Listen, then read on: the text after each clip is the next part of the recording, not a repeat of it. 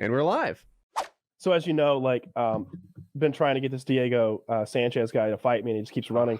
And but anyway, he's clearly has CTE. Like that. That's not a joke. Like this guy's brain damage, which makes me kind of want to lay off, because it's like not as much fun if I don't have like a proper opponent to joust with as far as like the shit talking goes.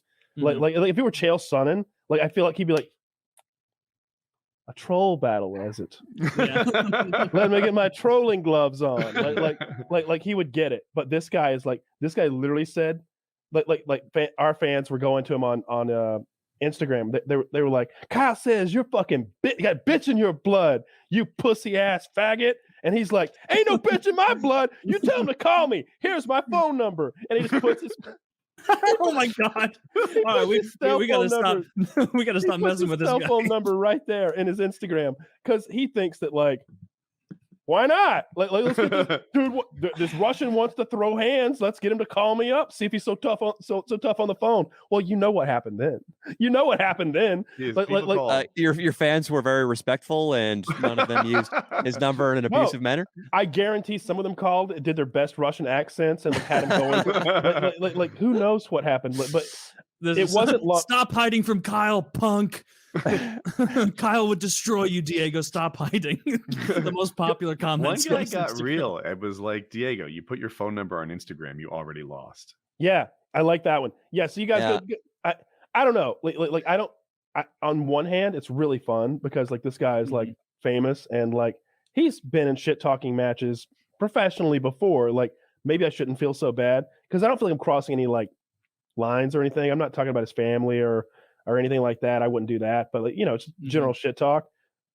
I don't know. I'll let the audience here, who are always so even keeled, decide what we should do about this. On one hand, you could go to his Instagram and let him know that he's got bitch in his blood, and I'm. God, this like we should let off him if he's got these problems and everything. But there's a comment on here. It's a very sweet picture of like two guys holding a guy in between them, and the guy they're holding is like doesn't have legs, like he's being held up.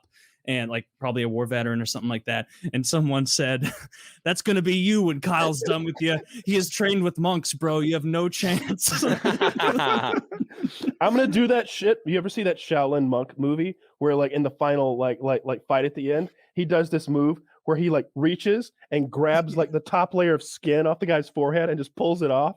Like I'm gonna do that move to Diego. I'm gonna pull that ridiculous bullshit his boyfriend paints on his chest right off of him. I'm just gonna tear that layer of skin off. You need to make a short video of you doing it to like an orange or something, like to prove you got the move. But I've really taken a scalpel and like very carefully. Sure. Yeah. And I'm just like peeling fruit like that. They're just badly edited. Do it to a banana, then an orange, then somehow an apple. What if I'm in my backyard, like doing kata, and I've got like watermelons up, and like I would trust my dad to be part of this, and I get my dad to like have a suppressed gun off in the background, and when I make contact with the watermelon, it explodes. And I'm just like walking through a field of watermelons, chopping, and they're just like boom, boom, boom. Not even suppressed. They should sound like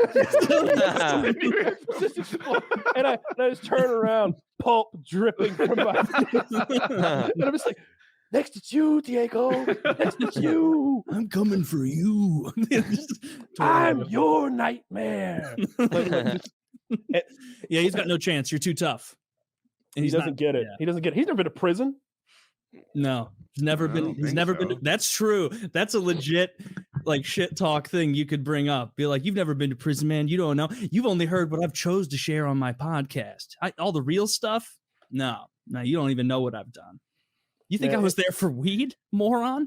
Man, if I actually had a fighting background and it wasn't bare knuckle, I would be having so much fun with this. I would get someone who looks like what I've described. I can't hang out with Snow because he's a felon, but I'd get like a Snow stand-in to like be training me with like a Cholo accent. Like I could make so much content out of this, like just funny, silly. It sounds good. I kind of want to start talking shit to Diego so I can inherit this beef. Dude, get on there. Dude, tell him you want to like roll with him. Dude, you know the funny thing is, I used to know Diego a little bit. I used to roll with him, so I've got Diego stories. He's a pretty fascinating. What, Kyle? Why didn't you start with that, dum-dum? I didn't want you were going. I didn't want to break up the watermelon story. Well, I mean, after watermelon explosion, after my watermelon bit, it's all downhill. That's when you jump and you're like, I actually know this guy, and he does have bitch in his blood. So now, Danny, you're a top level purple. Am I on target with that, or maybe you peaked at a top level purple? Yeah, I'm a pretty good purple. Yeah. Okay. Yeah, I used to.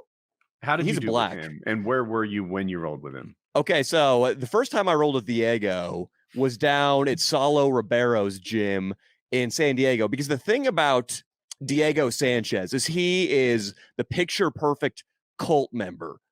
Every 3 years or so, he finds a new sensei. It was Greg Jackson in New Mexico. And then for 3 years, it was Saulo and Shanji Hibero, which is where I was training jiu-jitsu. Now I think it's the boyfriend you were referring to, Kyle, like some fucking ridiculous movement coach. So what's interesting, not to just to interject, they cut ties professionally, publicly. Yeah. However, whenever he talks shit to me, he mentions that I am a sensei of Joshua Fabia. How dare you besmirch his name? Yeah. And I'm like, are you fucking serious right now? Yeah. So I was talking about like how I trained with Shaolin monks, which is true, obviously. And he saw that and he was like, oh, awesome. This is going to be a great fight. He goes, this guy trained with Shaolin monks.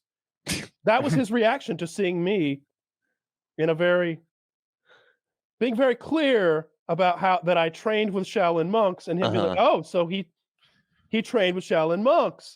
When that's not maybe the reaction that you would expect. Yeah. So Diego said, oh, like Diego started taking you seriously?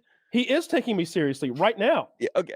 See, that's another thing with Diego is, Diego, when he was at Saulo and Shanji school, was only training Brazilian Jiu-Jitsu, which most would argue is not the correct formula for MMA. So in his mind, like a Shaolin monks is probably, he's like, I fucking, this Kyle guy's got the right idea. I need to get over to India.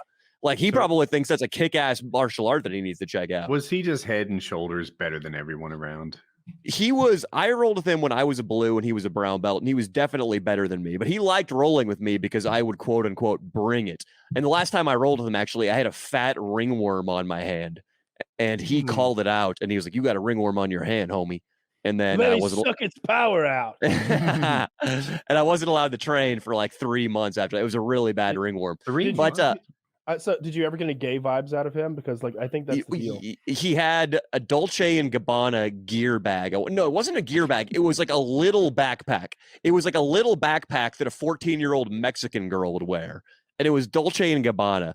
And he was really into the mind over matter shit, which I kind of am into as well. He was like, Sensei Saulo, he said that when he did his main run, when he won the world championships like 6 times in a row, he got fucking drunk every night. It's whatever you believe, homie. If you smoke cigarettes and eat red meat every night and you think it's good for you, it'll be good for you. Those were the things he would say in the locker room, which I kind of like that stuff. I like that about him. But I mean, the sad thing about Diego and his CTE is that's like the third guy in that first Ultimate Fighter season that's now coming out with gnarly CTE. Like Chris Lieben had it really bad, and a clip just surfaced this weekend of Stephan Bonner having a meltdown in a hospital, like a CTE-induced meltdown because they cut him off from his painkillers. And then he starts getting into it with the cops, too. And if you remember Stephan Bonner, I mean, Stephan Bonner looked like an accountant and spoke like one as well. So for him to be world star hip-hopping it's definitely brain damage. It's pretty scary that this high percentage of guys are getting it. So 4 days ago, Stephan Bonner released a video that's described here as highly disturbing. Obviously, I'm not going to watch a 15-minute video here on the show, but I think there's something wrong with him for sure. He's educated. He spoke like it, at least. Yeah, he graduated from Purdue with a degree in sports medicine. For some reason, I thought he had a master's, but I might be thinking of Chuck Liddell.